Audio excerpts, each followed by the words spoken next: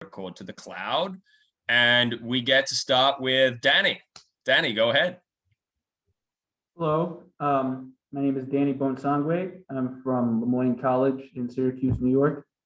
The title of my paper is Political and Social Division in the United States of America. I originally wrote two separate papers for a class called the Congress. One paper was about polarization in general. Another paper was about the decline of local journalism. And one of the side effects of that was increased political polarization. So what I wound up doing for this competition was combining the two papers, and I had to see which place it fit best. But I think that the two were a good fit because one of the most concerning developments as a result of the decline of local journalism has been increasing polarization as people rely on national news rather than local news. So basically, an overview of the paper is that there's increasing polarization and division among Americans all across the country. Religious adherence is one element of that. It's declined faster among Democrats than Republicans. Also, gun ownership used to be relatively equal among Democrats and Republicans, but now Republicans are twice as likely than Democrats to say that they own a firearm. Also, geographically, physical locations are becoming such that Americans are living in essentially red and blue bubbles where they are around primarily people of similar political views. And in terms of COVID, 8 in 10 Republicans before the 2020 election said that the United States had the pandemic under control. 8 in 10 Democrats said the United States did not. And there were actually tangible implications of that. COVID infections as of the election were actually 70% higher in counties that went for Trump than counties that went for Biden in the 2020 election. So this divide is also in the Congress. Polarization in the House of Representatives is at a record high. Ideological moderates just don't run for office anymore. There's conservative Democrats and liberal Republicans are very rare. They're not seeking congressional seats. The only individuals willing to run for Congress come from the extremes. And this trend is more pronounced on the Republican side than on the Democrat side. In other words, the Republicans are tending more toward the far right than Democrats are to the far left, but the trend is clear on both sides, just more pronounced on the Republican side. Moderate members of Congress are increasingly losing their primaries or their general elections, or they're just retiring. They don't think that they have a good chance of re-election. Some believe this is happening because of the party fit phenomenon. So partisan polarization of Congress might discourage moderates from seeking a congressional career. So because the Congress is so polarized, moderates say, well, I don't have a good shot at winning. Also, voters are better sorted along party lines than they have been in recent history. So for instance, after the passage of the Voting Rights Act, conservative Southerners left the Democratic Party and liberals in the Northeast left the Republican Party. So both parties were stripped of their moderate factions. So this increased homogeneity has allowed ideological party leaders to foster party discipline. So in other words, it's a lot easier for party leaders to demand that members of their party in the Congress fall in line with the ideological hard line of the party. The party leaders, of course, allocate committee assignments, they set the legislative agenda, and they structure the debate on the floor. So this has allowed them to set procedures that have exacerbated the disparities in the party even more. And the party leaders tend to be more extreme than your average rank and file party member. Party activists have also become more extreme. They participate in primaries, they contribute money to candidates, they spend their time working on campaigns, and they actually have a much greater impact on the electoral process than ordinary voters do. So even if ordinary voters are not necessarily moved to the extremes of the party, the people pulling the strings, they've moved to the extremes. So that's the congressional side of it. Presidential politics have also grown a lot more divided. So landslide territory in the United States refers to counties where the race was not even close, the presidential race, where the lion's share of votes went to one candidate or another, so it was far away from an even split. There are 3,100 counties in the United States. In 1980, only 391 of those counties were landslide territory. By 2000, that number doubled almost to 600. And by 2020, it was 1,726 of the 3,100 counties. So over half of all counties in the United States were classified as landslide territory. So that means that it wasn't even close. It was either very far toward Biden or very far toward Trump. This makes it very difficult for moderate down ballot candidates to win a primary race in those districts. There's explanations for why the polarization is happening overall. One of them is, as I mentioned earlier, the ideological silos. They're actually common both on the left and the right. Americans are more likely to, than ever, to say it's important to live in a place where most people share their political views. And there aren't a lot of places left in America where people of one ideological persuasion encounter the other. One reason for this is a racial divide. Ideologically left-leaning places tend to be the most racially diverse. Rural areas remain predominantly white. The urban versus rural debate is also growing very large. Democrats tend to settle in urban areas. Republicans have stayed rural. There's also an education divide. Increasingly, Democrats are the ones with the college degrees, with a larger share of college degrees than Republicans. And this was exacerbated by the rise of Donald Trump, who played directly to the undereducated populations. Social media is a big influence in this. There's a growing body of research that suggests social media is accelerating polarization in the United States. Congressional investigations have highlighted the far-reaching powers of Facebook and Google over what Americans see and hear. Because of our freedom of the press laws, the media in the United States have always had a history of partisanship, but technology has amplified this effect. For a long time, people thought that, people believe that the echo chamber nature of social media is what caused the polarization. So in other words, you see what you want to see. The algorithms program it so that you see things that reinforce your beliefs. That's called the pull effect. But believe it or not, even more effective than that is the push effect, which is known as revulsion. So in an attempt to correct course, social media outlets began showing people parts, things that they didn't agree with, that were outside of their algorithm. And this actually made it worse, seeing opposing viewpoints. Russian agents have recognized this, and they're actively using it as a part of their social media sabotage tactics. Basically, as long as Americans are free to choose the news that they want to see, the polarization is only going to make it worse. But the presence of foreign agents has made social media undoubtedly a national security threat. Another potential cause is the decline of local journalism. So local journalism has declined across the country. Most counties do not have a local newspaper. 60% of US counties don't have a daily newspaper. There's 1,300 communities across the United States that don't have local news coverage at all. So news, TV news, or newspapers. Over the past 15 years, 2,100 local newspapers have closed down for good. Most counties don't have a single newspaper. Jobs, newspaper workers have lost over 30,000 jobs from 2008 to 2018. And now 1 in 5 newsroom employees live in New York City, Los Angeles, or Washington, DC. So that means that there are 38,000 newspaper employees in the United States. They're dispersed over the 3,007 counties.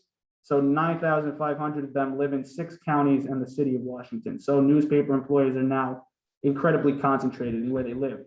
The implications of this is that local news reporters and outlets can't cover local congressional representatives.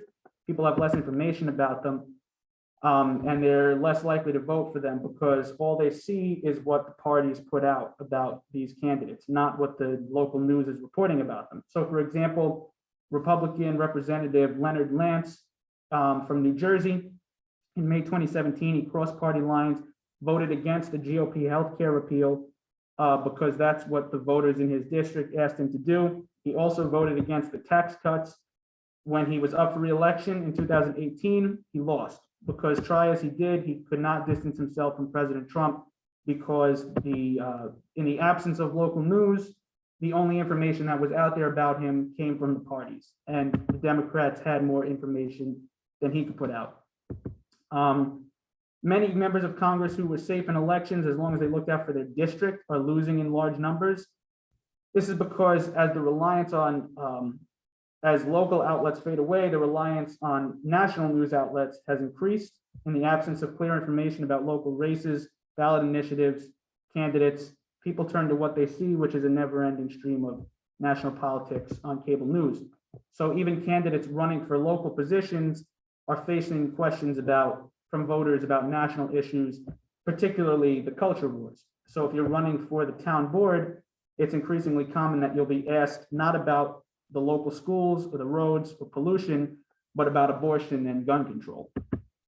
The more polarized the news coverage, the more polarized the voters, and then the more polarized the politicians will be.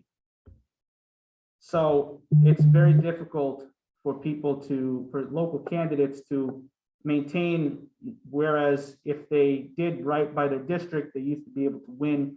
It's very hard now to do that when you're constantly, the district members are constantly being bombarded by national news spewing culture war issues. Polarization is worsening, but the type of polarization, very interesting. There's two types of polarization: ideological polarization, which is how much we actually disagree with one another, and effective polarization, which is just how much we don't like each other. Interestingly, effective polarization is increasing. Ideological polarization hasn't increased very much over the past decades. So we don't disagree with each other much more than we ever did, Republicans and Democrats. We simply don't like each other more, which is an interesting phenomenon. There's many things at the root of this: education, race, geographic location, the cultural implications of that, political actors, and of course, the collapse of local news is all driving this polarization. And that's all I have. Wonderful. Thanks so much, Danny. So a couple of comments. I think just in general, I would say at the outset, this is kind of the number one topic for American political scientists right now. Everybody is writing about polarization, thinking about polarization, trying to figure out the different dimensions of polarization. And the literature in political science is really vast. That makes writing a paper about polarization both really fun and really interesting, but also quite challenging because you need to sift through many, many different things. You need to sift through many different arguments, many concepts, many measures. I think maybe the first point that I would make to you in terms of constructive feedback on a paper like this is this conceptual discussion that you bring in right at the end and that you just discussed there about affective polarization versus ideological polarization, i.e. we talk about this concept a lot, but we're not exactly sure what it means and we haven't broken it down into manageable pieces. I think that discussion needs to be right at the top of this kind of paper. You certainly have these really compelling facts, statistics early on about the way that the population is divided fundamentally on a lot of different issues. But I think getting this conceptual discussion front and center is really, really important. What do we mean by polarization? Do we mean polarization on particular issues? Do we mean heightened partisanship? These could be different things. Could be we just don't like Republicans or we just don't like Democrats. Could be we don't like people who own guns versus we don't like people who are anti-gun, right? Clearly there is overlap in these concepts, but these are things that need to be fleshed out. Similarly, when we talk about different kinds of polarization, Unfortunately, I hate to break it to you, there are more than two. There could be many, many, many, depending on what kind of study we are trying to do. And one key distinction I think that could have been made here and maybe should be made if you choose to revise the paper is between mass polarization and elite polarization. And I think that's a theme that you certainly present throughout the paper, right? That there is an important difference between studying what's going on in Congress versus what's going on the streets. And that's a crucial distinction to make. The importance of party leadership, crucial distinction to make. But the idea that it could be possible for us to have polarization about politicians, but actually not that much polarization of the voters, is an idea worth exploring. Likewise, we have, when we study political polarization, a real classic chicken and egg problem, which I would also encourage you to explore either in this paper or in another paper. And that is about whether our politicians are polarized because we are polarized and they're just representing our polarization, or if elite polarization is driving mass polarization.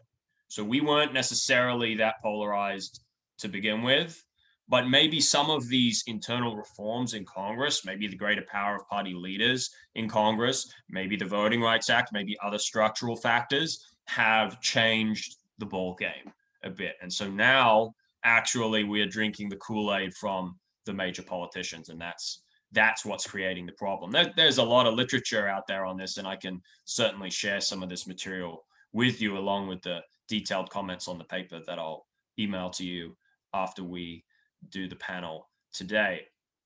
A couple other points, measures of polarization. So this is related to concepts. You talk about polarization in the US Congress. There's some debate among scholars about what is the best way to measure polarization in the US Congress. So for instance, the main way that we've measured it is by putting both parties and every single member of those parties on a scale and looking at where they stand relative to each other. So look at their voting records, where they are relative to each other. And this is known as the DW nominate scale. So it's relative.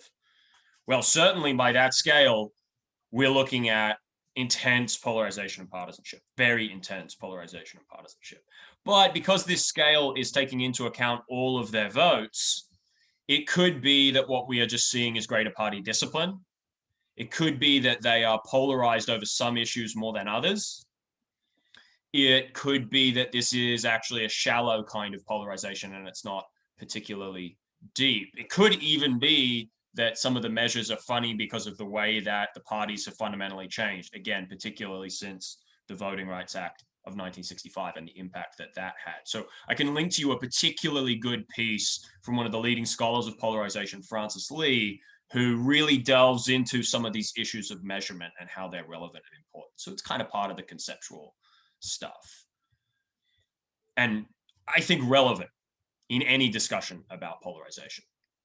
Now, the piece on local journalism, fantastic, fantastic. And we need more research on this. There is some good research on social media that I would encourage you to explore, particularly from a guy called Marcus Pryor. He's written a lot of good review articles. Always good to look at review articles because they give you a nice summary of the field. It's a nice shortcut. And he presents to us basically this question. We all know that social media is having an impact on politics, and we're pretty sure it's having an impact on polarization as well. But we're not sure exactly how.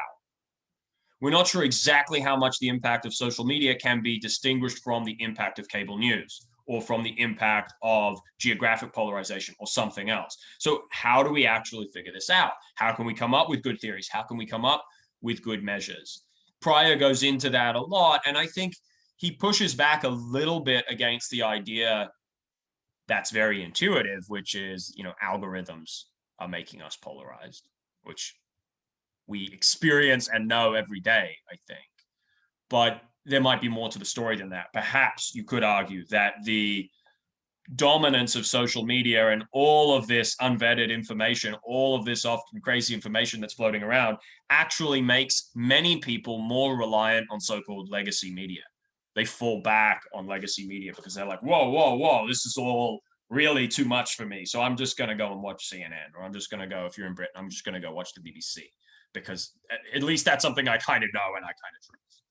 So I think that, that stuff about social media could be enriched by looking at some of this other research. My final point. This is more of a classic comment that I make in basically every paper I read, which is counter arguments, challenging the core assumptions of the paper. The core assumption of the paper is probably the core assumption that most scholarly articles have taken on the question of polarization, and that is that polarization is bad. You don't actually say polarization is bad, but you basically imply it. Polarization is a negative thing. Well, maybe it's not a negative thing. Maybe in some ways it's positive. For instance, one can see quite a substantial evidence of a strong link between levels of polarization in the electorate and voter turnout. Gets voters out. Well, that's not so bad, right? One might also say, if we talk about this sorting of the parties in 1965, right, that all of these conservative Democrats join the Republican Party after the Democratic Party embraces civil rights, you might say, well, damn right. Why were they in a left-leaning party to begin with if they supported segregation? So nothing to moan about there. This is just the natural order of things. Two-party politics, which is somewhat partisan, somewhat polarized, is politics. That's how it ought to be. So maybe we're just reverting to the norm. We're not doing anything that's particularly exceptional. Again, Francis Lee's got a really good piece on this about consequences of polarization, but I can link you to more material on that too. So that's your sort of provocative counterpoint on which to end. Hope those comments are helpful, Danny. We can certainly continue the dialogue over email. Appreciate it. Thank you. Great job. Osa, you're good to go next, because just in case we run over. Yep. Thank you. Okay, so my name is Osa Bueno-Dua. I just go by Osa. I'm a sophomore political science major. I go to Lemoyne College, and my paper is called, one second. Also, ignore a glare on my glasses. I'll be going back and forth because I have a presentation kind of already from the class because I wrote it for a government and business class. So once again, ignore the glare off my glasses. It gets bad sometimes. But the if you have slides, you can share them if you want. Oh, okay. You want to do that? Just show my screen, like share my screen. Yeah, I might need to make you a co-host. Go for it. You should be able to do it now. Great. So let me drag these tabs out. That. So then you guys only get the slides. Here we go. Perfect. Okay. So I gotta close this box.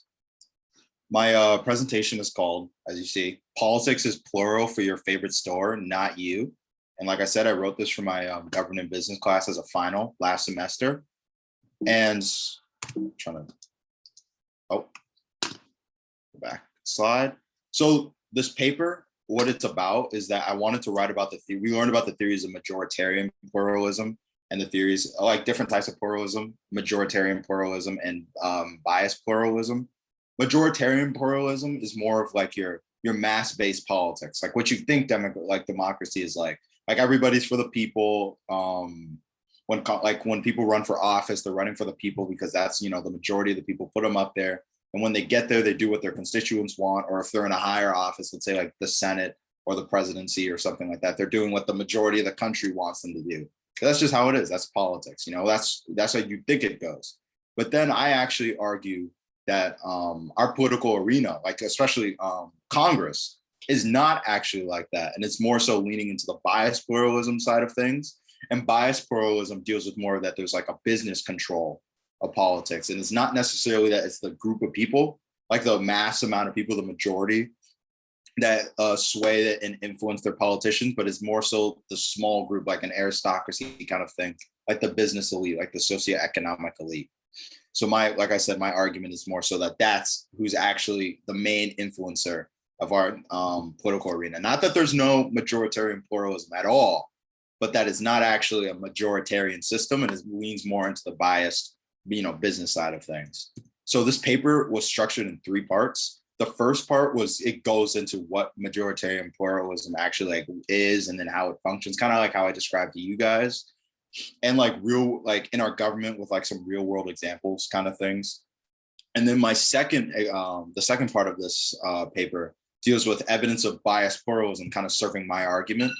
And evidence of bias pluralism being the main form of pluralism in our government, and like the, different things that go on today that you can, see happen and things like that that have been documented and things like that kind of serve this point. And then my the last third of my paper goes into like the critiques of my argument and arguments that lean more towards the majoritarian pluralism side of things. But then I don't just leave it at that and just address them. I also use that opportunity to address them, and not, I know you can't shut them down, but like shut them down, like go against them and say like, okay, well, I understand where you're coming from, but with the evidence I have here, I don't think that's necessarily correct. So with part one, I split that into two parts, and it's how pluralism functions in general, which is lobbyists and who hires them. And lobbyists are basically people who are hired by interest groups of all types. So whether it's a public interest group, like a nonprofit or something, or like a business interest group, like something that's ran by like Amazon, Walmart, Facebook, like something like that. And they go in and they work with Congress people, and they try to, either push them towards passing some form of legislation that benefits the group they were hired by, or they help write legislation and then get it to them, or they, help edit or review legislation. You find them through in every step of the process, every step of the way of the legislative system. You can find a lobbyist there doing something, trying to have their own little influence in the political game. Now, with the first part of my paper, it goes over how majoritarian pluralism specifically functions. And the main component of majoritarian pluralism is this idea of the median voter theorem. So that's that with our two-party system, the best way for them to have success is if they go into the median of what the voter wants. So essentially, think of it like this: like, let's say a poll went out, right? And it was, how much do you want to spend on healthcare? Like, how much do you want like healthcare to be covered by the government or something? And there's a single peak graph, like a single peak graph that of the poll of all the responses. On the far left of the graph, like the left flat side of it, it's, let's say 10% of people want, I don't know, like nothing. No, the government doesn't spend like a dime on healthcare at all. Okay. Now in the middle 50% of the graph, like at the peak, at the median, everybody, so let's say they want $20,000 covered by the government, right, of your healthcare. Cool, great. And then the last like fall, the last like row of it, the right like flat side, is people who say they want $50,000 covered by the government. And that's the median voter theorem. And that the two-party system, those parties will lean into more. They don't necessarily always have like the same median voter like preferences. They may be the median voter preferences of their own party, of their own ideologies, but nonetheless, they'll lean into more of that 50% like percentile range, that median. And they'll go and be like, okay, so I did this poll of my constituents, and they want $20,000 of healthcare covered by the government. Okay, so that's what's going to, during my term, that's what I'm going to focus on. I'm going to focus on getting that done. So that's the majoritarian pluralism, like ideal way of things happening. Now, this kind of goes on long, but don't worry, I have a good grasp of it. So with the evidence leaning towards my argument that bias pluralism is actually the main focus of, or the main form of pluralism in our government, there's three reasons, which is focused on this order.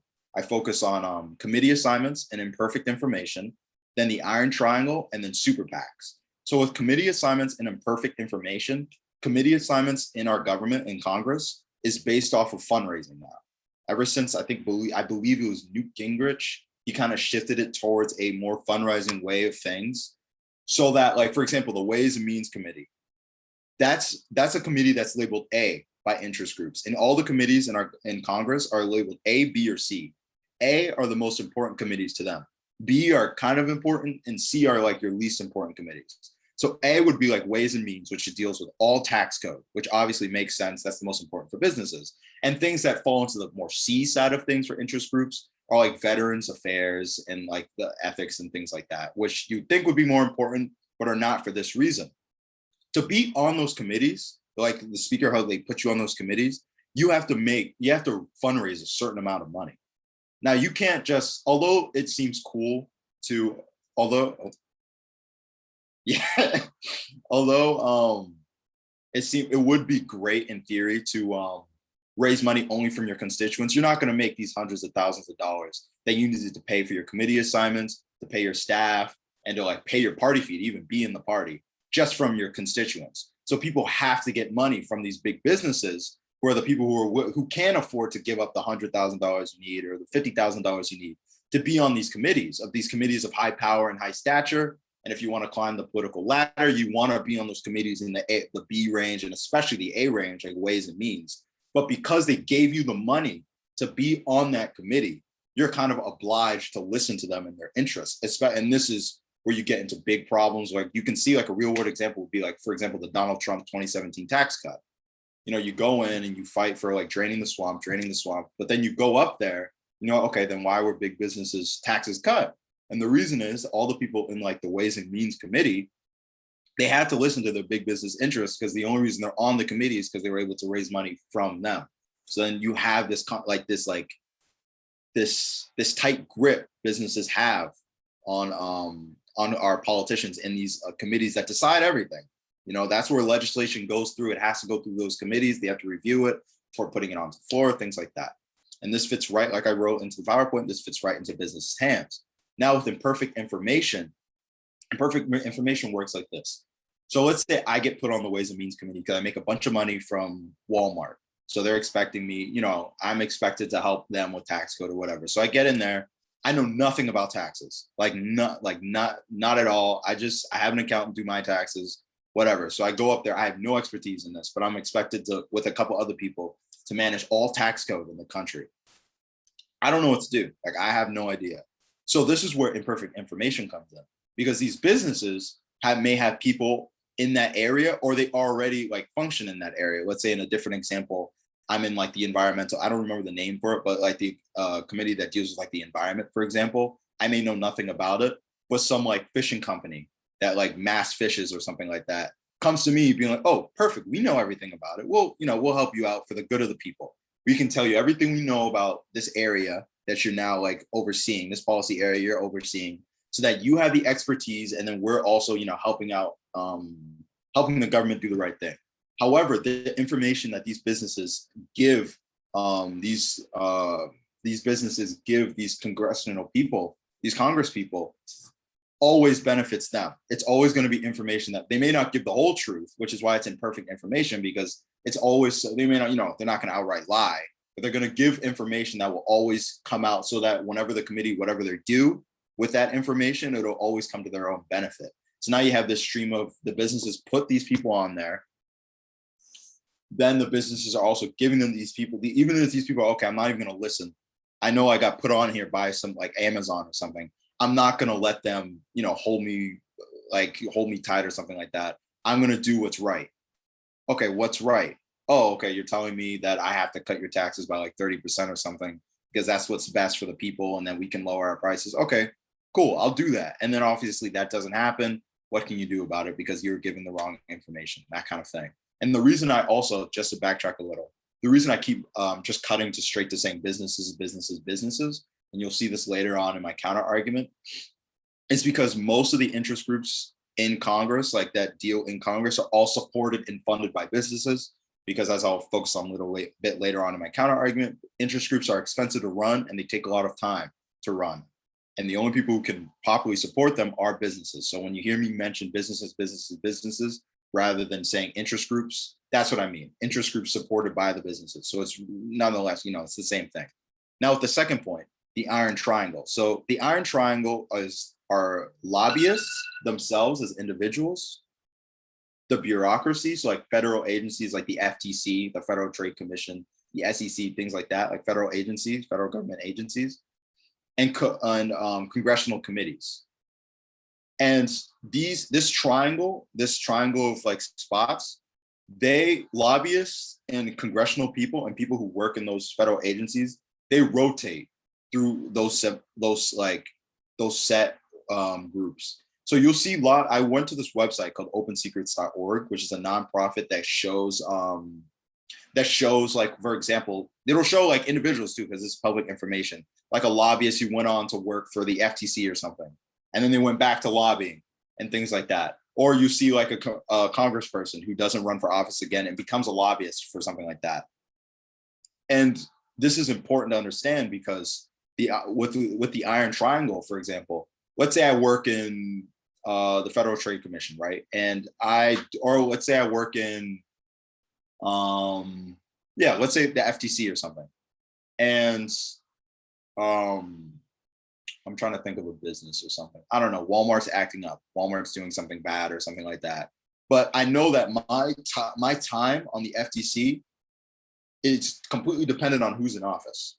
And I know that like the president who appointed me there is about to leave. Like he's not running for re-election, or his term is up. He's finishing up his last bit of his 8 years. So I need work after I leave, my government position. Where am I going to work? Well, I've just been dealing in this policy area of, dealing with big businesses and controlling them under the FTC. Why don't I go work for one of them? Because that makes the most amount of sense, because I have the expertise in this area and I've been working here for a couple of years. But if I'm going to work for them, I don't want to make them mad. I don't want to, make them upset by being real strict with them. So I'll let them slide a little bit. And then you get this relationship where those people end up becoming lobbyists for the very same people that they were supposed to regulate. So now you have a lax amount of regulation because these businesses know that, they're not going to do anything to me because they're going to become my employees in a matter of years. So what does it matter? So then you have this this tight relationship that seems impenetrable to break, of businesses, reaching in all these people who are supposed to regulate them. And then the people who used to work for them go on to those regulation positions in the future. So then it's just this constant revolving door. It's just a revolving door of people going into the businesses they were regulating and then leaving those businesses they were regulating, but now they have that relationship with those businesses. So now they can't regulate them too tight because of that relationship they have. And once they leave that government position, whether it's in Congress or a government agency, they go right back to those same businesses. And you get things like, that's why we have things like the military industrial complex, that's where that kind of stuff comes from, the Iron Triangle.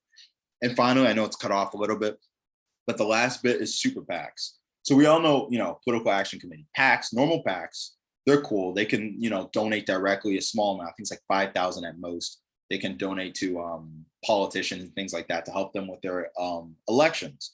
Now, after a couple Supreme Court cases, we had the arrival of things known as super PACs. Super PACs are allowed to use an infinite amount of money to do whatever they want, to for elections and things like that.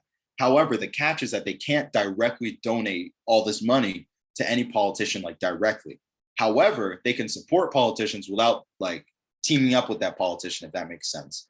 They're not officially a part of the politician's campaign, but they can run ads supporting that politician, or they can run ads going against their opposition, things like that. And the politicians know this. They know, okay, I know this big old super PAC is going to be helping me out, albeit not officially.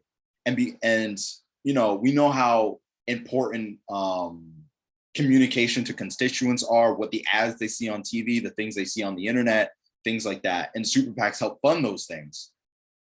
And if that politician wins and gets into office, those super PACs are going to come knocking. And they're like, hey, we poured millions into, especially you see this a lot with presidential campaigns, especially people like Mitt Romney, who raised millions and millions of dollars for his campaign. Now imagine if he won, he gets into office, or even I'll use Obama, for example, because he had super PACs too. Imagine, he wins, and now these super PACs come knocking. Hey, listen, buddy, we helped you out, albeit not in an official manner. We helped you out. You can't deny this. And we spent a lot of money on you, and we expect some, return on investment. We're not just going to let that money go to fly. That wasn't just something that we just did for fun or out of generosity or something like that. So I got you. Part 3 is pretty quick. But so yeah, it's not something we just did for fun. We didn't just do that just for whatever. We expect some, return on investment. So whether the politician wants to or not, if they expect to get reelected with the same amount of support that they had during their current election cycle that got them there, they have to listen to business interests of some sort. Because of course, only businesses are going to be able to spend infinite amounts of money on some random politician's campaign. And this happens on both sides of the aisle. This business influence, this bias pluralism is on both sides. You see it with Democrats and you see it with Republicans. It doesn't matter. Everybody gets this amount of money flooded into them. Now with part 3, I'll go a little quicker. It's two main arguments that I seek to counter. The first argument is that legislators follow the median voter of all their citizens. This actually isn't true, and they actually follow the median voter. So they do follow the median voter theorem, but they only follow it for the socioeconomic elite portion of their constituents.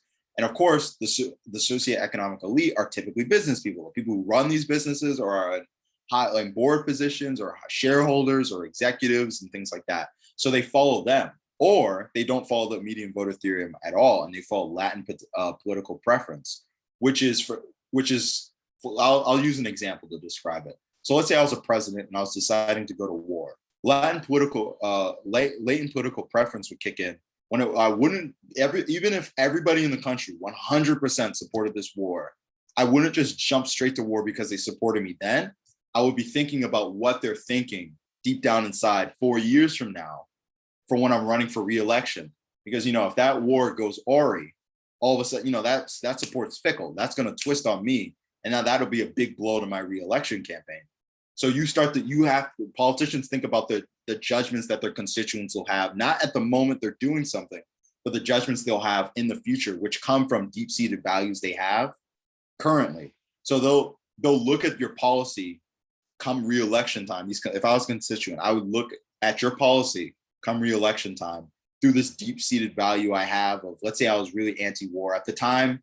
I was a little more understanding of why we had to go to war. But then after 4 years, my value of anti-war really kicks in, and I'm like, yeah, that wasn't cool, right? And I see all his war policies, whether for good or bad, through my anti-war lens, and I'm like, yeah, that wasn't good. I'm not going to vote to re-elect, and that's what these politicians worry about. They worry about that Latin political preference, or they'll worry about just the interests of the socioeconomic elite.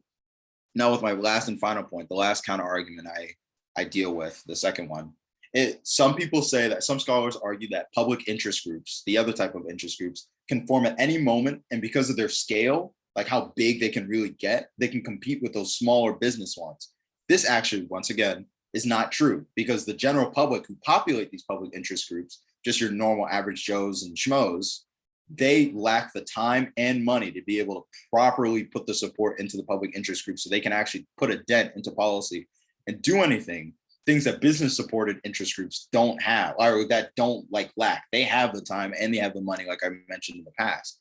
Also, these big public interest groups are way too big and they tend to conflict on what they actually want to focus on. They may have a general thing of, let's say, oh, we want to improve labor in our country. Okay, what do? Do we make it so people get paid more? Do we make it so people have more benefits? And now you have this clash inside these big public interest groups. And now they can't get anywhere because they can't decide on what to do. Smaller interest groups, these business supported ones, are hyper focused on one specific area. Let's say some fishing company wants it specifically the cod, the limitation on fishing on cod is lifted. So they'll specifically hyper focus on getting that limitation on fishing on cod lifted, rather than if a public interest group was dealing with fishing, they'd be dealing with fishing as a whole and be arguing on what area of fishing they want to deal with and things like that. And that's another advantage that business groups have in that domain, which is my counter argument to the fact that public interest groups can form at any moment, and because of their scale, they can compete with businesses. And with the evidence I've given, as you can see, this is not the case. And now I use a multitude of sources, and these were all the sources I used from my paper, if not some class notes. Yeah, thank you. Thank you, Osa. Thank you so much. Great stuff. So, couple of comments. First one I think is worth underlining, which is, I like a well-structured paper, and this was very well structured. This gave me a very clear sense of where you were going from the beginning, and we like that. So, good.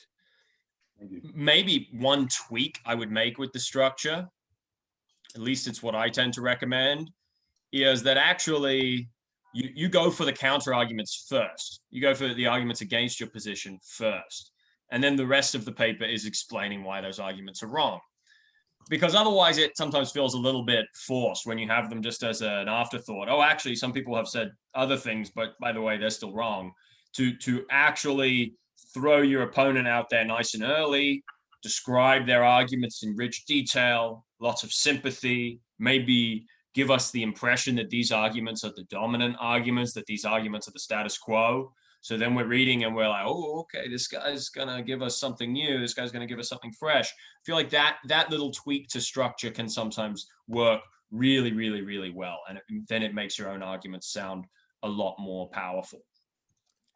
As to some of the more specific points, great explanation of majoritarian pluralism and pluralism in general. Now, this is kind of interesting, right? Because with Danny's paper, we're talking about polarization, which is the hot topic. Pluralism and elitism and all of that, this is old stuff, but people are still arguing about it. People are still arguing about it because it's still an ongoing question. How representative are our political institutions? To what extent do they represent moneyed interests or mass interests? Nobody seems to have yet come to a solution about what pluralism is, whether pluralism is real, and everything else. So I think the fact that you are engaging with the topic is really good. I think to make more of this current connection, to make the paper more engaged with some of the ongoing debates in the field, I would say something similar here to what I said with Danny's paper, which is that a little bit of a background on concepts and measurements would be quite helpful. That is to say, you want to step back a little bit and think, okay, I've got these concepts, pluralism and elitism, or let's say, majoritarian pluralism, biased pluralism. I'm using the old school language, pluralism and elitism. How would I know? What would be enough evidence to convince me and to convince the reader that pluralism is true or that elitism is true? What would be a good measure of it? And you do give us this nice little intro, nice little teaser with the Gillens and Page work trying to measure democratic responsiveness, how actually some of what they say and some of what Stimson and others have said too, and I see you cite them also, which is great, is, generally speaking, a lot of the time, our institutions are kind of representative. Okay, but you want to be getting into a bit of that debate because you want to be saying, well, hang on a second. Yeah, that might be broadly true in broad terms if you measure it in this way, but once you drill down into the details, maybe the theory doesn't hold up so well. So I think that a bit more of a discussion of measures can actually strengthen your own argument, as well as put you in more direct dialogue with some of the conversations that people are having now. I'd highly recommend this book called The Unheavenly Chorus if you haven't read it, because I could see you cited E.E. Schattschneider's famous quote about the unheavenly chorus. So that's something that would bolster any discussion about like how we think about pluralism today. I think my most substantive critique of the paper is about the counterarguments. And that is, I don't think you address the main one. And the main one to me is what you might call the NRA problem. And the NRA problem is that we all know that on some level, the National Rifle Association has been a massively important interest group in American politics in some way. And yet, you go to opensecrets.org, and you all should. I'm glad OSA plugged it. Great open source data on everything to do with political campaigns and funding and everything else. Great stuff. Individual candidates, interest groups, whatever. The thing that's really striking is how little money the NRA spends relative to many other interest groups. Maybe now they're in a bit of trouble, partly because there's so much money being thrown in the opposite direction by, mainly Michael Bloomberg and related groups funded by Michael Bloomberg. But it's an interesting paradox. It's an interesting puzzle.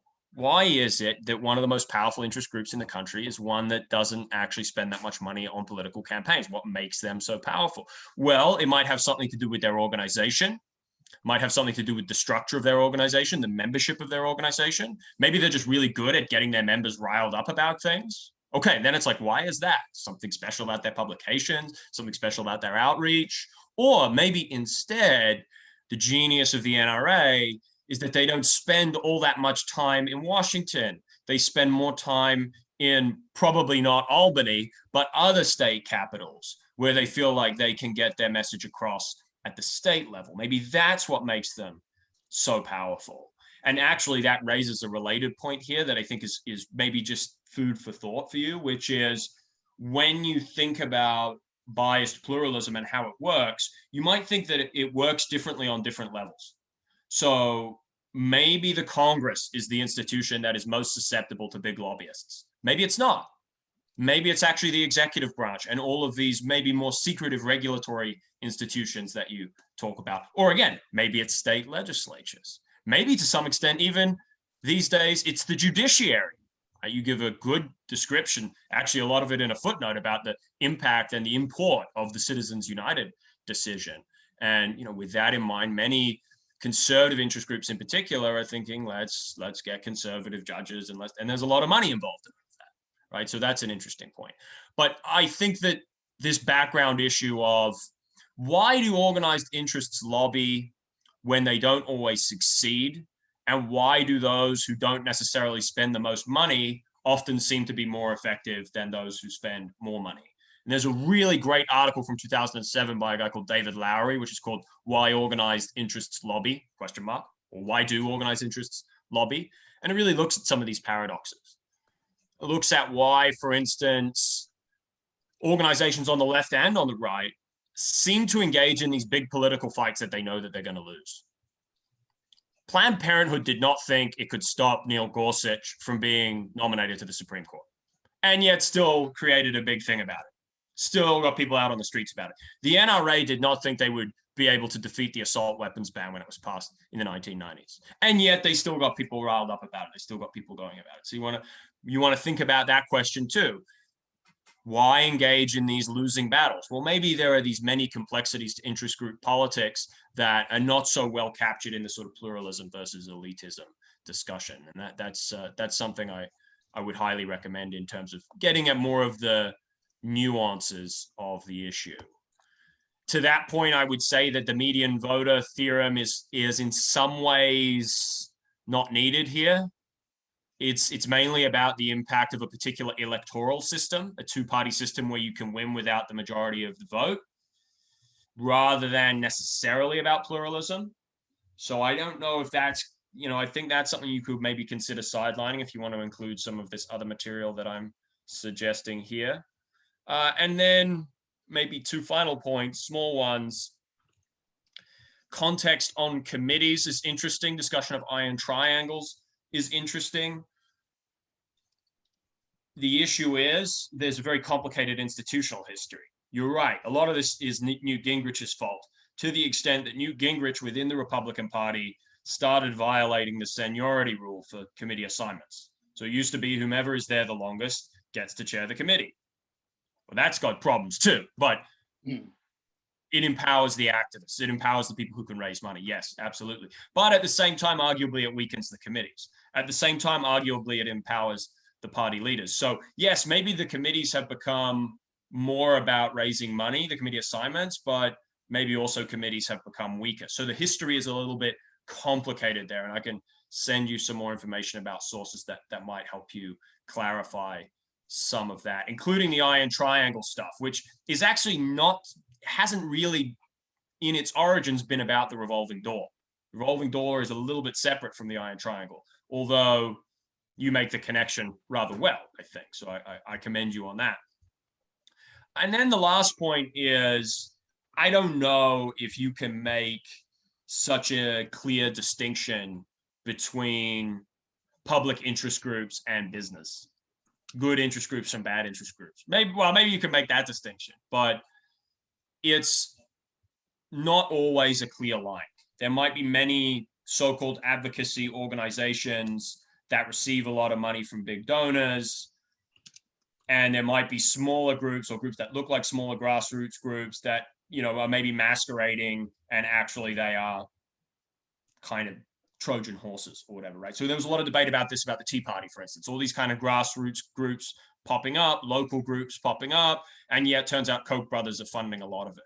So there's probably a little bit more complexity in how interest groups are conceptualized that is also something to bear in mind here. So I'll leave my comments at that. I know you have to run, Osa, so thanks so much for the presentation. It was wonderful. You're welcome. All right. Have a nice day, everyone. Great. Everybody else good to keep going for, well, I mean, we'll go as fast as we can. I think we could probably 1:30. Let's see. All good? Cool.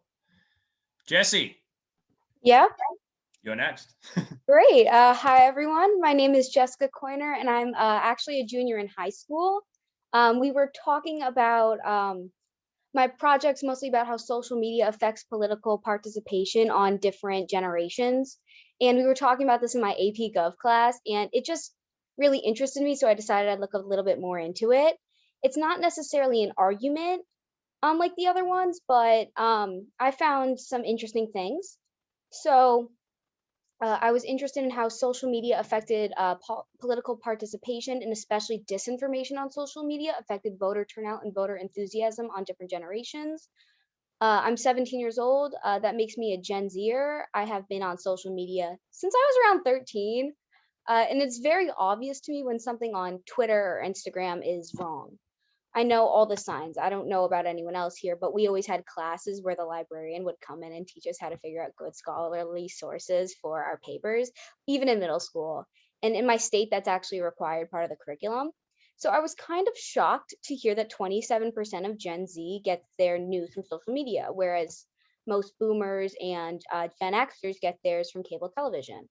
Um, and just like for a little context with the parties, Democrats are just more likely to say that social media is mostly accurate rather than inaccurate, whereas Republicans heavily lean towards social media being largely inaccurate. Something important context is that Gen Z is the most progressive generation. About 6 in 10 Gen Zers say forms or online profiles should include additional gender options. This is about compared with half the millennials, but other than that, millennials and Gen Z are very politically similar. For example, 48% of Gen Z and 47% of millennials say that gay and lesbian couples being allowed to marry is a good thing for our society. 14% of Gen Z and 13% of millennials would say that the US is better than all other countries, which is a lot lower than other generations. Around 2/3 of Gen Zers and millennials are about as likely to say that Black people are treated less fairly than white people in our country. So these are all examples of how Gen Zers and millennials have similar progressive ideas. So then I wondered, does social media favor progressive ideas, and Gen Z just isn't as tech savvy as we think because we're on social media, but we have all these progressive ideas. So does social media play a role in that? And then through some research, I found that social media generates the opinion of the users, which is, I guess, mostly, I would argue, a bad thing. Social media's algorithms have forever favored money, and more clicking on the links equals more money for the company. People tend to click on clickbait stories, stories that are so radical one may not be able to believe them, hence the click. One article I read compared a clickbait to like a tasty but awful for your health type of food. And like over time, the stuff that initially would satisfy the craving might no longer do the trick. Algorithms would lure us in with like sweeter, fattier, tastier foods or more radical content, whatever continues to elicit that primal response. But at the same time, that means that opposing viewpoints don't really show up on someone's timeline. They're exposed to only one viewpoint that has to keep getting more radical to draw you in, which just leads us down a rabbit hole and an echo chamber. So it's easy to see how young, impressionable people, such as my generation, could get sucked into this.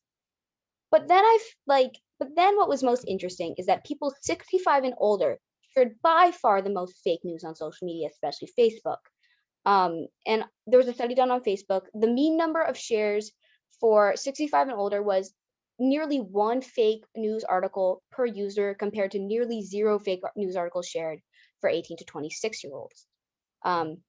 People who identified as very conservative shared an average of 1.2 fake news articles per account compared to people who identified as very liberal, who shared 0.1 fake news article per account. And seeing this has made me rethink what I had thought so far. So what if instead of millennials and Gen Z being only sucked into this fake news chamber, it happened with older, more conservative folks too? It's not that hard to believe that fake news doesn't discriminate based on age. But how did all of this impact the political participation? Well, for starters, young people's voting records increased 12% from 2016 to 2020. And there was record turnout across the boards this year for the general election. So the question I'm still left with was, how has disinformation mobilized voters? Could it make them more passionate about their candidates or make them share information about their candidates on their platforms, whether the information is true or not? So I was reading a study where it said the scandal that would most likely mobilize voters would be a corruption scandal. So a corruption scandal would mobilize voters more than like a sex scandal would. And this would mobilize voters, especially if they belong to the candidate's opposing party. The same study found that when a scandal breaks out, the candidate's core base remains strong, basically no matter what, but moderates and independents are mobilized by scandals. So a disinformation campaign could affect moderate or independent boomers or older folks and that really might influence an election. And I tried to run my own survey, but it failed miserably. So if I could do it all over again, I would completely different. I would want to design a study to figure out how exactly disinformation affects political participation. So what I was thinking was I would run a bunch of ads that were very pro or against a certain candidate, and I would show the same ads to every generation to see how that affects turnout. And do people believe the ads? Have they shared the ads with their friends or mobilized that? Let's say I read a really bad article on one candidate, it's basically all completely false. And so would people share with their friends and be like, I can't believe this, let's not vote for them? Would they click on more articles like the ones I post? And of course, how does age play into this? So that's basically what my paper's about. Is I don't know a way to gracefully end this. So any questions or anything? That's great. Perfect. Well, yeah, I read it, so I can give you some comments and actually maybe raise a couple of questions as well. Actually one question that's interesting to me, Jesse, if you don't mind sharing, is you got an idea of what you want to study in college? No, but this really gave me one. So, and listening to everyone else paper was like, oh wow, this seems really cool. Yeah, I mean, like political science, journalism. I was actually thinking when reading this, it's got a good readability about it. So and good combination of anecdotes and statistics and stuff like that. So I don't know. Let us know when you have a better idea. I was kind of curious about that. So let's see. What are the most productive things I could focus on here? Maybe a few things. I'll kind of hang a few questions. You don't have to answer them, but these are things that maybe we can think about. Number one, I think that the most common kind of counter argument that we hear to these concerns about misinformation online is that, well, we have a lot more misinformation, but we also maybe have a lot more opportunities to quickly correct misinformation. We have the ability to quickly shut things down. We have the ability to very quickly provide an alternative perspective or whatever. And, the other related counter argument is probably about thinking through in detail what is potentially negative about this misinformation. Like, is it just that it's not true, or is it that it's circulating around at such an incredible speed? Right. In other words, what makes it different from just lies in general that are told often by politicians and other people? But maybe they tell the lie on TV. Maybe they tell the lie maybe in print, but not necessarily online. So it's interesting also to think about, what is it about online misinformation that is kind of particularly worth studying or particularly worth thinking about. The focus on what we would probably call in political science generational effects is really great. I mean, to me, that's the great part of this paper. That's the thing I want to see more research on, because I mean, this is kind of a critique as well, Jesse. I think the paper kind of meanders a little bit, and I think that might be partly because of the fact that you did want to focus on this generational effects question, but it proved difficult to do the research. And yeah, there's going to be a lot of barriers that you're going to face, including ethical barriers when you're looking at how people vote, right? Because intervening, it's weird trying to do like scientific experimental political science. You want to be careful about the extent to which you intervene in people's political behavior, right? Because you can have an impact on the real world, and then suddenly, oh my goodness, big big problems.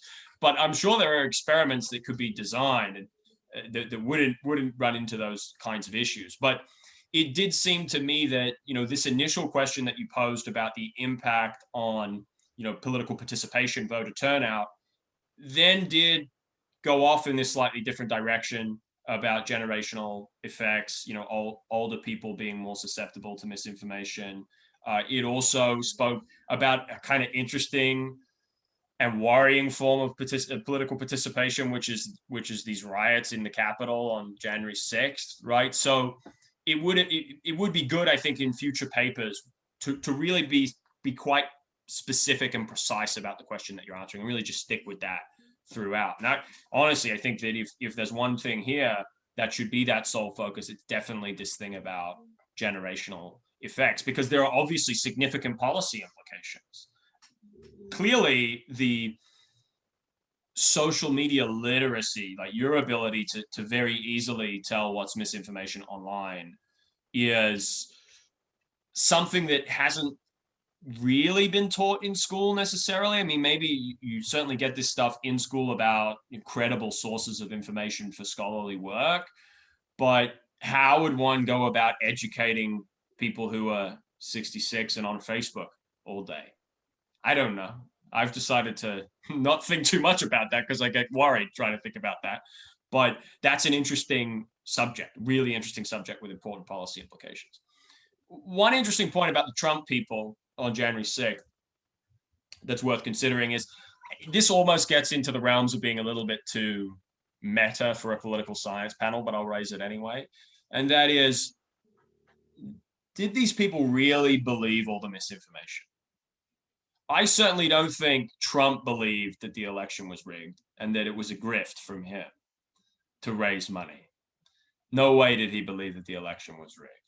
Neither did Rudy Giuliani or all these other people. But the line between belief and misinformation, truth, falsehood might not be clear in the minds of a lot of these people. Like maybe a lot of these people actually know that Stop the Steal is a bit of a scam. They actually know that it's a bit of a grift on some level, but they want to create a ruckus anyway. Like they're angry anyway, and they just want to let the anger out. So where misinformation comes into that, I don't know. Is it because it kind of creates this alternative world where people get really excited and really angry about things? It's really linked to this concept of polarization. Or is it just that people are being duped? I would encourage you to question the idea that it's simply people being duped, that there's something else going on that makes people want to act on all this pretty bonkers information that they are wrapping their heads around. Yeah, and the other point you already made for me, which is, it would have been good to have a clearer sense of your kind of hot take, if you like, your argument early in the paper, but you don't have one. And that's okay, because you're still thinking it through. I guess as you continue to write more papers, whenever you go and wherever you go and study, you'll see that professors are going to start getting on you about that. And it's maybe kind of an unhealthy impulse that we're like, pick a side, say something, come up with an opinion, where sometimes the right answer is, I don't know, this is all pretty scary and complicated.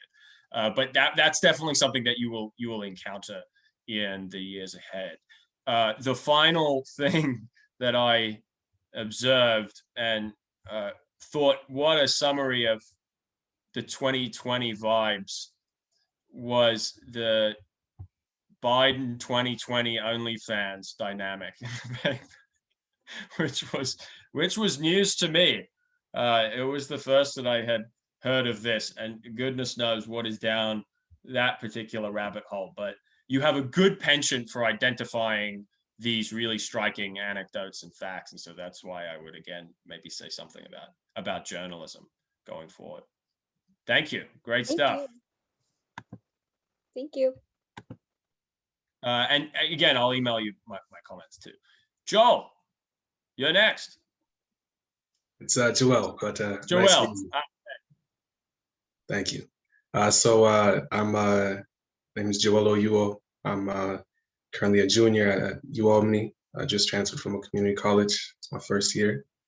I was an intern while I was still at community college nearby UAlbany called Hudson Valley.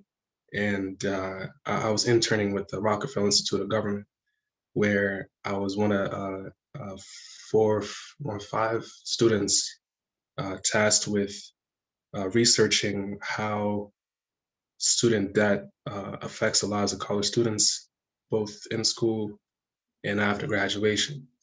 And we were all, once we're given the topic, we were all given the prerogative of choosing a niche, so to say, to target on and to come back and create a compendium blog that we were to present at the end of the internship.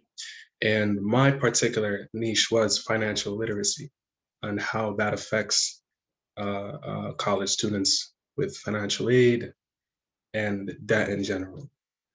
But what I did, as I'm sure you could all see, I'm Black myself. So recognizing that, I felt sort of like an obligation to see how people like me are, what the experiences are. And well, first and foremost, what the first thing I encountered was there was no, we had to use scholar resources like Jesse alluded to not too long ago, and things like JSTOR, all the, yeah. So all those databases, I found, well, me and I was actually, someone else was doing financial literacy too, but sort of on a different track. And we both probably found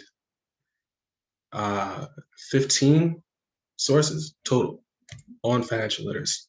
So from the jump, we found that there was virtually no literature to do a literature review on, because we had to split those 15 sources. So I was immediately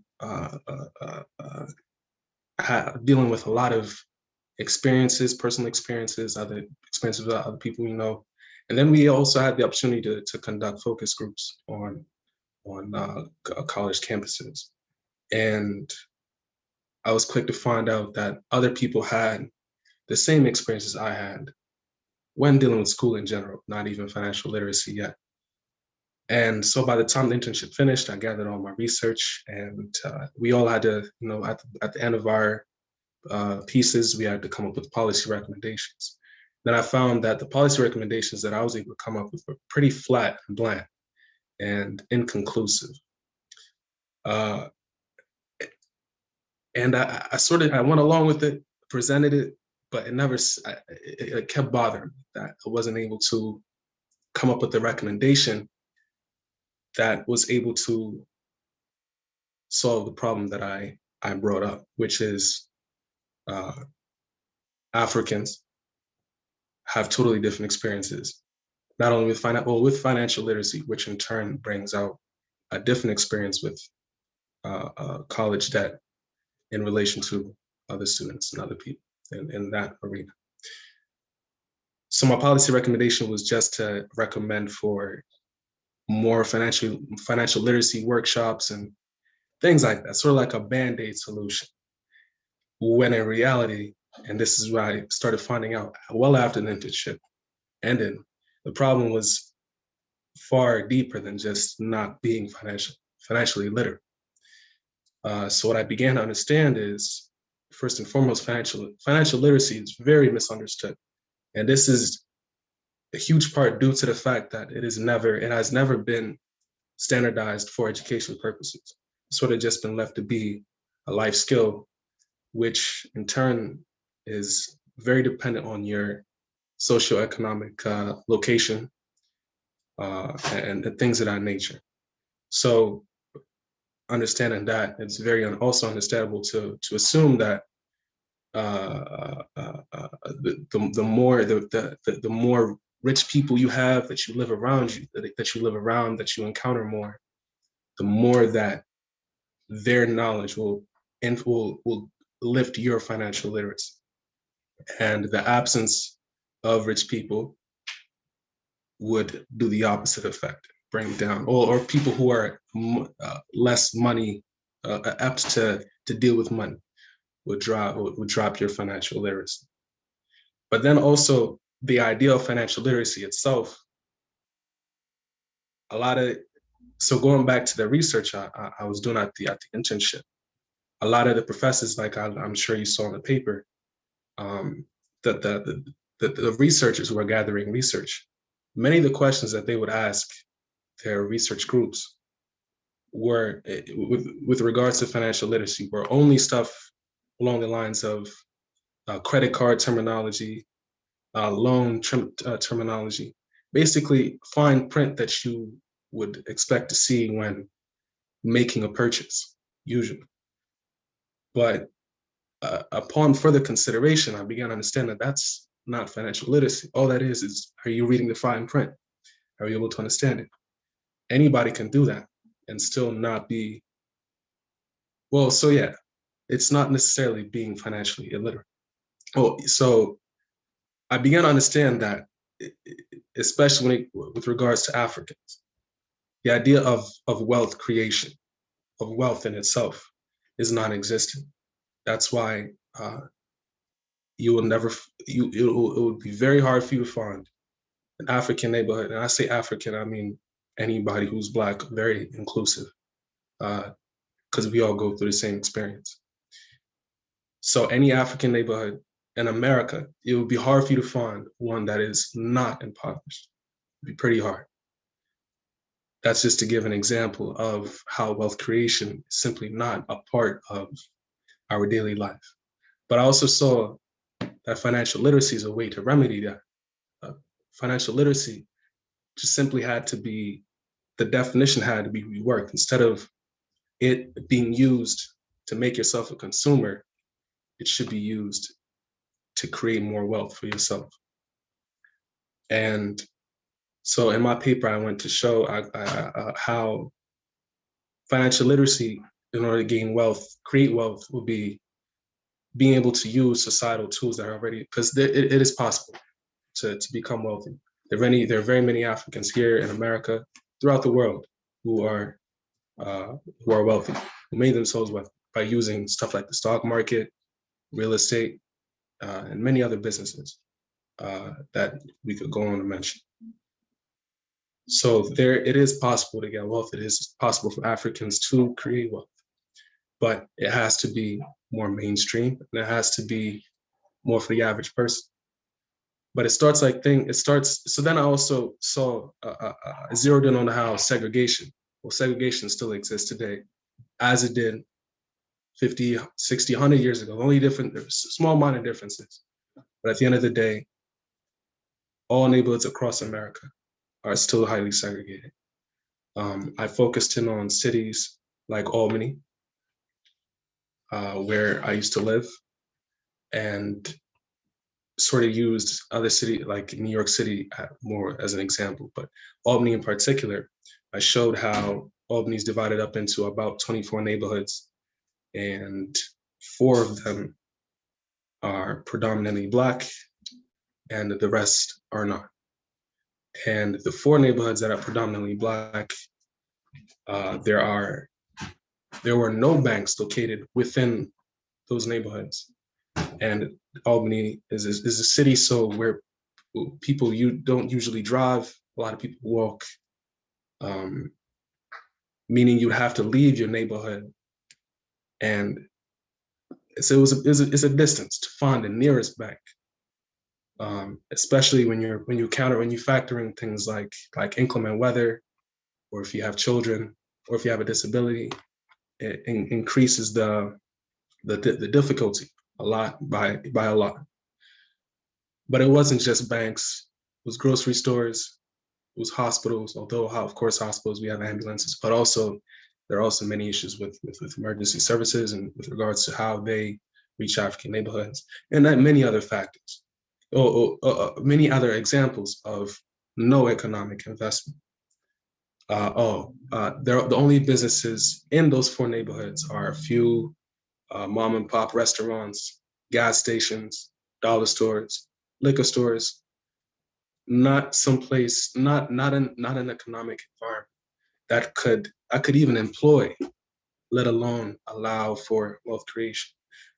But in my paper, I also showed how there are very many other communities.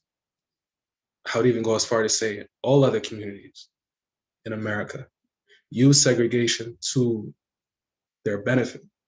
I talked about Chinatown, how Chinese immigrants are able to, I don't think congregate is the right word, but group and live together in the same community where their dollar is able to circulate within their community before it leaves.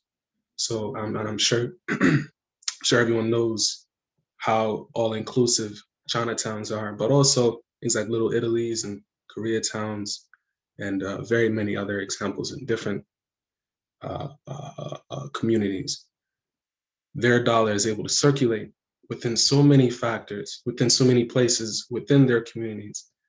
By the time the dollar leaves, these communities are economically empowered and are able to build wealth.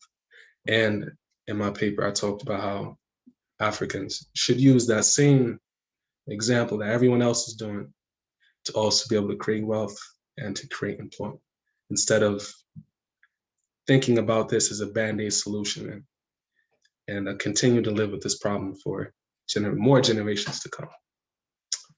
Yeah, that's about it. Wonderful, Joel. Thank you so much.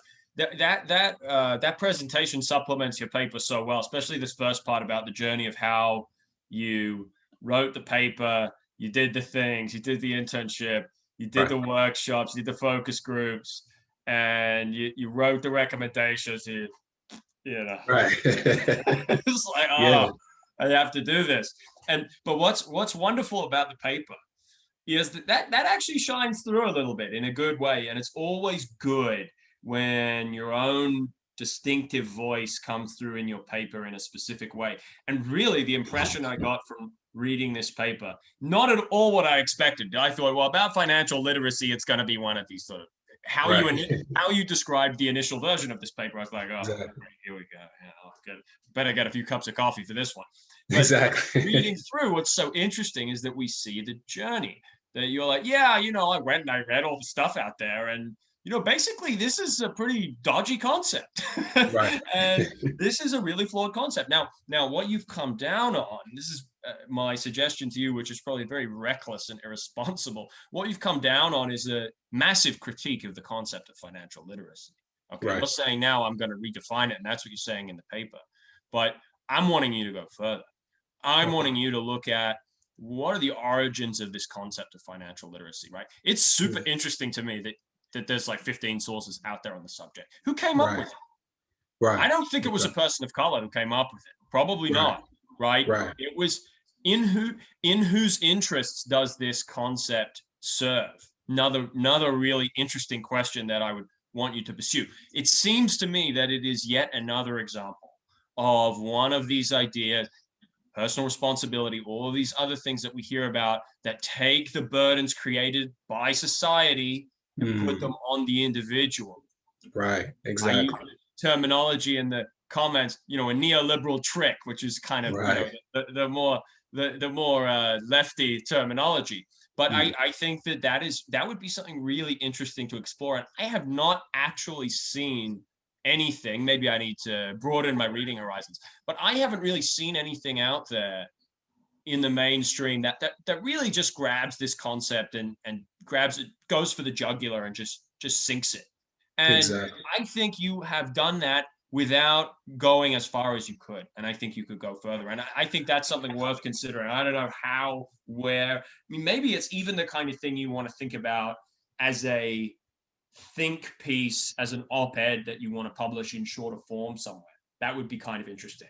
I can help you out with that because I've done a lot of that kind of writing. But, something that really just zeroes in on this concept being a load of trash.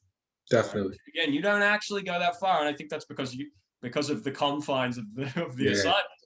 But you're saying it and you believe it, and you've come to it in such a good way. The reason it's so genuine and it's so clear and it's so powerful is that you started off by honestly trying to explore the concept. You started off by honestly trying to do what they wanted you to do, and you're like, and that's the beauty of this paper. And this, by the way, is also the beauty of learning, right? It's just so cool. I mean, it's kind of a bit unsettling when some of your preconceptions or some of your ideas completely thrown out the window. Oh, actually, wait, this is a really fundamental problem. You know, Right. but there's also a liberating aspect to that as well, intellectually, personally, socially. And so I think that this is the thing that would be really cool for you to explore further in some way, shape, or form. One comment that could help you with that, or any other way in which you'll take this, is, you know, maybe you could exchange some emails with Gabriella, because we've got each other's emails, about visualizing what you're talking about. Gabriella's got some wonderful maps and visualizations in her paper, and particularly the Census Bureau, the American Bureau of Statistics, compile really interesting data at incredibly granular levels, right down to blocks of American cities, that look at the kinds of things that you're talking about. Certainly they measure segregation, and they, of course, reveal exactly what you're saying, that the country is really freaking segregated. I live in New York City, most segregated public school system in the country, partly because of the fact that it's very segregated residentially as well. People don't actually see it that much, mainly because of the subway. So they think that they're living in an integrated city, but actually they're not. They're living in a heavily segregated city. Exactly. But I think it would be really interesting for me and for any reader to see if you could also create maps or visualizations that overlaid these segregation statistics with, let's say, banks, or let's say dollar stores, or let's say grocery stores, the kinds of variables that you mentioned in the paper. And I do think that it would be cool if, even if you can't visualize them, you quantify them a little more. You give us some, you know, this would be particularly good in an op-ed. Like, you can really tell us, like, how many financial institutions are there per mile in Harlem or wherever, right? That kind of snappy statistical summary that really gets more specific in your results section of this paper and could be used in many other sources would be excellent. So I guess my overall comment here is that I love the paper. I love where it's going. I think just drill in more on the conceptual critique and on the specifics of the numbers and the visualizations. Definitely. Thank you so much. Great stuff. All right, Gabriella, thank you for your wonderful patience and your wonderful paper. You want to tell us a little bit about it? Absolutely. Well, thank you all for sticking around. I'm Gabriella. I use she, her pronouns, and I am a political science student at Wagner College on Staten Island right now. So my paper is about environmental investment in the Affordable Care Act's preventative public health initiatives. And just to give a little bit of a background on the ACA, Ms. Gil-Walency summarizes quite eloquently. The ACA has a trifold goal, which seeks to expand coverage and reform the individual health insurance market, slow healthcare spending and secure a sustainable rate, and improve the quality of clinical care. And under the ACA, the Preventative and Public Health Fund, or the PPHF, as I will be referring to it as, was established as the nation's first mandatory funding stream dedicated to improving the nation's public healthcare system. So to understand the successes and the downfalls of the PPHF, it is necessary to understand its operation. It targets the country's top causes of death, as up to half of the American population is statistically impacted by these particular chronic diseases or their direct underlying causes. And these efforts are mobilized through community clinical prevention initiatives, immunizations, screening, and public health infrastructure. And as these conditions account for 70% of deaths and approximately 75% of healthcare spending, the idea of the PPHF was that by expanding and sustaining early detection and infrastructure, the most impacted populations would be supported. So to kind of evaluate the impact, the ACA collectively has not yet shown to yield an extensive decrease in healthcare spending. I do want to mention 2020 statistics for healthcare spending were categorized as outliers due to coronavirus. But while Congress ultimately disputes success within the PPHF, and it has been under review for fund allocation, I did identify its recognition for health improvement in underserved communities, particularly racial and ethnic minorities, as a necessary addition, although the commonalities that cause these minority populations to be considered high risk were not recognized within the PPHF or their initiatives. Therefore, it's necessary to critique the aspects of this appropriation and raise the questions of how effective they can actually be. The PPHF does supply community transformation grants for this reason to outreach specific communities, and I'll touch on that later. But I do argue that it is necessary to instigate proactive change rather than simply responding to causes of death, especially considering the relationship that can be found between demographics and geographics and what factors contribute to these health crises. So considering these critiques, to establish my central claim, I state that responding to rates of death is not fundamentally impactful, and to improve healthcare infrastructure by expanding healthcare infrastructure does not identify outside influences that perpetuate the nation's most prevalent diseases. So therefore, there's necessary evaluation needed within the ACA to demand classification of environmental investment as a form of public health investment in order to achieve its goals. So to kind of determine the salience of this argument, I approached green public health as there's not really exact literature on environmental investment in the ACA because it's relatively new. But while connections between the environment and public health were not studied until recent decades, the reconstruction of this topic began by recognizing the historical links between urban planning and public health as a tool to both promote wellness and prevent illness. And there were case studies suggesting and referencing public health efforts in British Columbia and in New York City. And they showed that presenting communities with big picture interventions make health behavior a default choice and therefore make it more convenient. And while historically many of these efforts have been used to be strictly preventative, there is a relationship that will continue to grow between green public health and environmental health that can be enriching for community development. So as I mentioned, the historical links between urban planning and public health and the recall to the PPHF's identification of high-risk communities were led to consider the socioeconomic variables that underlie these connections. So more closely, I evaluated air quality. And studies show that there are clear racial differences in exposure to pollution, and that Black and Hispanic populations bear a large population burden, or pollution burden rather, while non-Hispanic white Americans benefit from air quality despite their higher consumption rates. So this is primarily due to location of residence. And so once again, we are asked to consider historically racialized urban planning.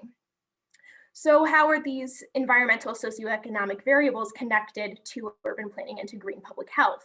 To best determine this, I evaluated green space quality and distribution. 1 in 3 Americans do not have a park within a 10-minute walking distance. And the size of public parks is largely disproportionate depending on the demographics of the area. Parks that serve non-white communities are an average of 45 acres, and parks that serve majority white communities average 78 acres. This is also relevant due to data from studies in the Netherlands that showed that both the quality and the quantity of green spaces influence not only healthy life expectancy, but average life expectancy, and that the most apparent links between green space and health were seen in elderly, housewives, and residents of lower socioeconomic statuses. Additionally, I have a quote here that says the consistency of greater temperature in formerly redlined areas across the vast majority, which is 94% of cities, included in the study indicates that the current maps of intra-urban heat echo the legacy of past planning policies. So these statistics have consequences far beyond aesthetic pleasure. There is an inherent connection between these green spaces and temperature and air quality. And as data on pollution burden shows, we also see that temperature and racialized urban planning are connected. Not only does this mean that high-risk populations are exposed to more heat, but the lack of green space also contributes to air quality, thanks to greenhouse gas emissions, specifically carbon dioxide that are released by air conditioners. And while majority white areas still do utilize air conditioning, the temperature around them is not primarily dependent on it. And this again is due to green space. Trees, particularly older trees, have been proven to cool temperatures, reduce air pollution, and manage stormwater. And through a phenomenon known as evapotranspiration, trees pull moisture from the soil and release it into the air. And this can cool the environment surrounding it anywhere from 2 to 9 degrees Fahrenheit. So now that we're able to recognize the gap of consideration between environmental public health and the public health care system, I evaluated a case study within Philadelphia looking at environmental investment and the yield on public health. I'll compare the ACA granted funding and then community initiatives. So initially I took a look at a community transformation grant, which I mentioned earlier. Just above $1.5 million was given to the Philadelphia Department of Health Services in 2011.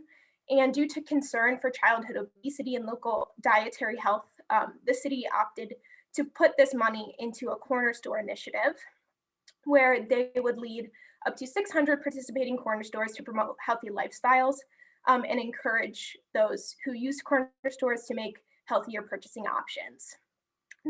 This initiative, it seemed to have a small impact on obesity rates in both children and adults. This dropped from approximately 30% to 27% in a 2-year period between 2013 and 2015. And while childhood obesity rates did seem like they were already dropping, there was an increase in the rate in 2017 following funding reduction, which suggests a possible direct correlation to the CTG initiative. So paralleling this, Philadelphia's Office of Sustainability has powered an environmental initiative called GreenWorks Philadelphia that has already had successes since its formulation in 2009. The city announced plans to increase the tree canopy starting in 2014, and by 2025, they hope to have approximately 30% of neighborhoods covered. And although the coverage is not yet at 30%, it's had some pretty interesting impacts on the community. There are decreases in childhood asthma hospitalizations that correspond directly to this tree coverage increase. These jumps are pretty significant as well. Between 2012 and 2014, we saw a 97 to a 71 per 100,000 child hospitalization asthma rate, and this continued to drop to 55.8 by 2016. Areas with low tree coverage in 2014 were seen as childhood asthma hospitalization hotspots, even when accounting for the under 18 population density. More recent childhood asthma hospitalization data in 2018 showed the drastic decrease where the canopy had actually been expanded, so much so that the Philadelphia Department of Public Health changed their incremental percentages when evaluating childhood asthma hospitalization rates.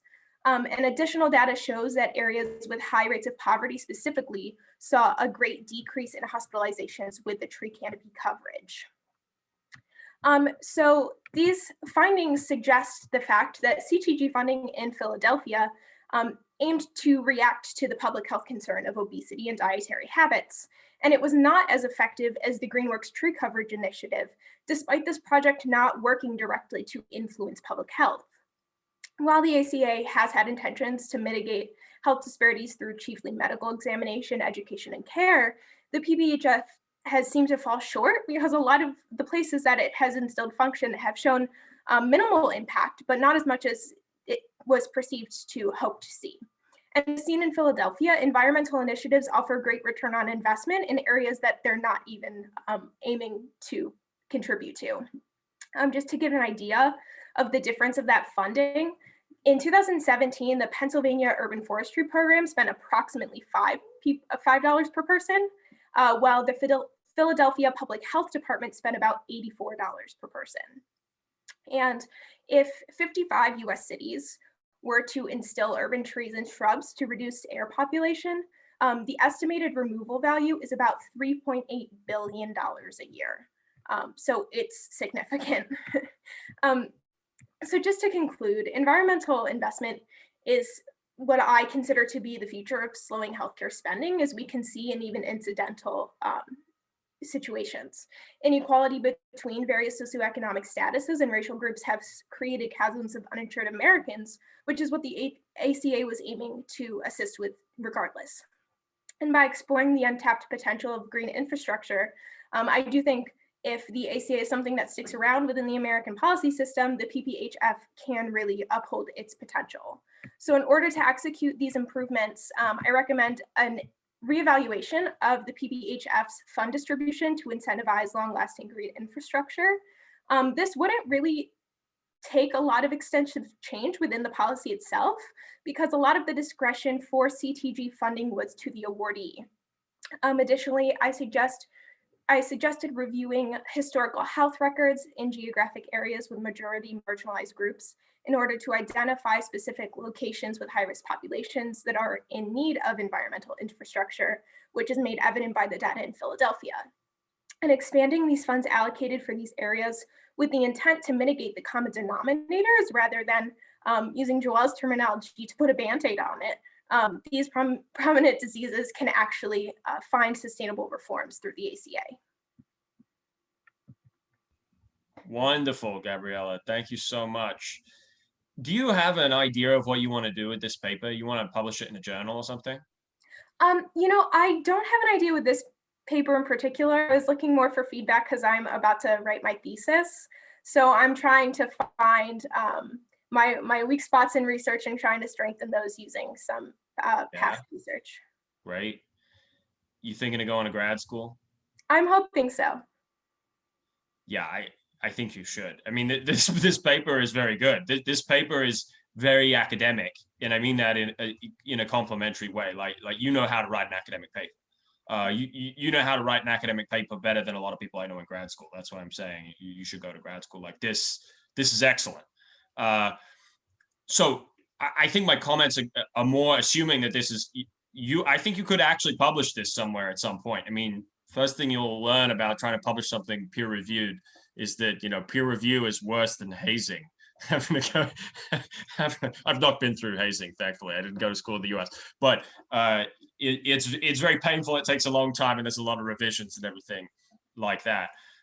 But you get kind of similar comments that come up over and over again, and often from people like me who know the field pretty well, but they're not necessarily in this policy space that much. And so that's kind of like the big conceptual point that I would make to you. To me, it's super clear that you are deep in this policy space, right? It feels to me like you've been researching this, you've been interested in this for a really long time. And that shines through in the paper, which is awesome. Your grasp of the relevant literature in the literature review and the core issues is outstanding. But here is where I would start to say, actually, we have this interesting thing in academia when we start to write papers and we start to think about publishing them and we start to write a thesis, and oh no, we have to start looking like we have an original contribution and all these kinds of horrible things, is that sometimes you can get so into the policy space that you don't step out and answer this question well. To the average reader, to the non-specialist audience, what's the whole deal here? Why am I reading this? Like, why is this important? Right? It's obviously important because of the different policy outcomes and implications that you've described, which really do link quite amazingly to some of the themes that Joelle was talking about as well, which is cool for the purposes of our panel. But for the purposes of the paper, I would say your literature review needs to be setting up your own argument a little better. So literature reviews are supposed to do two things: review the literature, right? Obviously. But more importantly, set you up. It's like the warm-up act. And we know what's coming. The same thing is coming every time, which is, yeah, you know, a lot of good things out there, but I've got something better. So how do you get to that point? It's not a seamless transition in this paper. It's a bit of a stilted transition. It's like there are all of these issues about environmental justice, about environmental inequality, and how health is related to that. And then, oh, I'm looking at the ACA and I'm looking at Philadelphia. Oh, okay. Here's what I think is a good reframing for the literature review that really sets you up nicely. And you can elaborate because you probably know the literature a lot better than I do. But in terms of the concept, I would say you want to frame it like this. Tons has been written about the Affordable Care Act. Like, footnote, pretend you've read 55 articles. There you go. You know, Google Scholar that, read the abstracts, whatever. Do what you got to do. But tons has been written about the ACA, effectiveness, constitutionality, policy process, whatever. Billions of things have been written about the ACA. Also, lots has been written about environmental racism, environmental injustice, environmental economic inequality, urban policy, all these kinds of things, right? Actually, not that many people have written about how the Affordable Care Act addressed this. And this was really my thought reading it as a non-specialist. I was like, well, this is a part of the ACA that I never really thought about. You know, the ACA is this massive piece of legislation, as you know, that contains so many different elements. And the thing that most people have focused on is the so-called individual mandate, right, which is compelling people to buy health insurance, and that's supposed to drive the costs down. And that's the bit the Supreme Court got upset about and everybody else. But you're actually highlighting this really critical part of the legislation that, so far as I can tell, people haven't really written about very much. And if you're interested in the ACA, this is relevant. But if you're interested in environmental justice, this is also relevant. So I think that's your pitch to the non-specialist reader, right? The other thing that I think is important to make clear to the non-specialist reader, and here it comes, the reviewer for the journal, reviewer number one, and even more notorious reviewer number two, who's always grumpy for some reason. Why Philadelphia? Case selection. So maybe you've had some of this kind of discussion in some of your classes, some of your research design classes, but we want to know why you selected this case. Did you select this case because it's an exemplary case? It really highlights typically what's happening with the ACA at the local level and in this policy area. Maybe that's one reason. Maybe it's a deviant case. That's another reason why we often select cases. We're like, actually, you know, this is a funny one because, you know, your classic example is probably big theory in political science out there is that generally speaking, there's a strong correlation between economic development and democracy on some level. There is, right? Well, your big deviant case is probably India, right? A country that's historically had incredible amounts of poverty, has maintained at least like formal liberal democratic institutions. So it's kind of a deviant case. Well, if we find out what's going on here, maybe it speaks to something else. Or maybe it's just a case that is so widely written about and so important and so consequential in terms of policy that it's worth writing about. So you want to think about background principles of case selection a little bit if you want to be turning this into an academic article, which, you know, again, I would say I think it could be done. Absolutely. It's really impressive. The last point that I would make, just reviewing my notes here, is something of a minor one.